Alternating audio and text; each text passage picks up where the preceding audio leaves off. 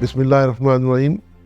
जी, मेरा नाम काजी मोहम्मद मंसूर दिलावर है। मेरा पाकिस्तान लाहौर से ताल्लुक़ है और मेरा जो बैकग्राउंड है वो है इंडस्ट्री का, और मेरी इंडस्ट्री का नाम है McKeon range pharmaceutical private limited, और फार्मा की इंडस्ट्री है, और जो पिछले 20 साल से अल्हम्दुलिल्लाह ग्रुप ऑफ कंपनी की सूरत में मैं रन कर रहा हूँ पाकिस्तान में।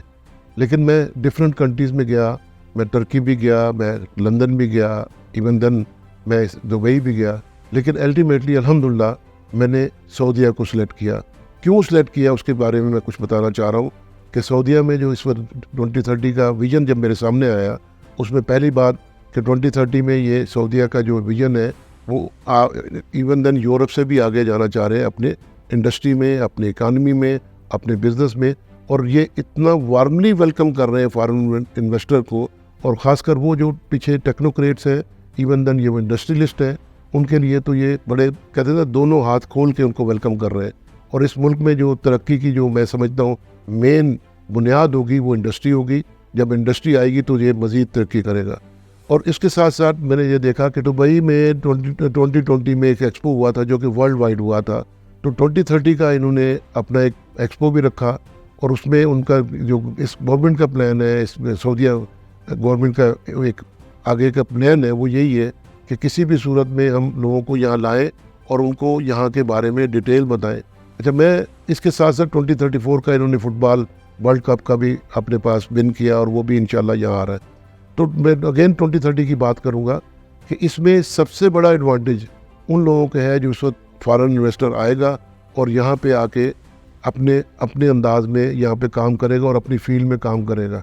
अच्छा, यहाँ पे जो सऊदी अरब में एक डिसएडवांटेज था जो हमारे लिए, पहले बहुत सारी चीज़ें हम सोचते थे कि हमें इंग्लिश का बैरियर आता है। आज मैं जिस डिपार्टमेंट में जा रहा हूँ मेरे लिए बड़ा सरप्राइजिंग है। मैं बैंक जाऊँ, मैं चैम्बर ऑफ कॉमर्स जाऊँ, मैं बिज़नेस सेंटर में जाऊँ, तो वहाँ फ्रिक्वेंटली इंग्लिश बोली जाती है और हमें आसानी से अपनी बात कन्वे करने। इवन देन मैं आप जब सऊदीया तशरीफ़ लाते हैं तो इमिग्रेशन में जो आपको वेलकम किया जाता है एज ए इन्वेस्टर, मेरे साथ ऐसा हुआ जब मैंने अपना इस्तेमार का और एज ए चेयरमैन मैंने दिखाया, तो काउंटर पे जो बच्ची थी उसने मुझे बाकायदा वेलकम टू सऊदीया।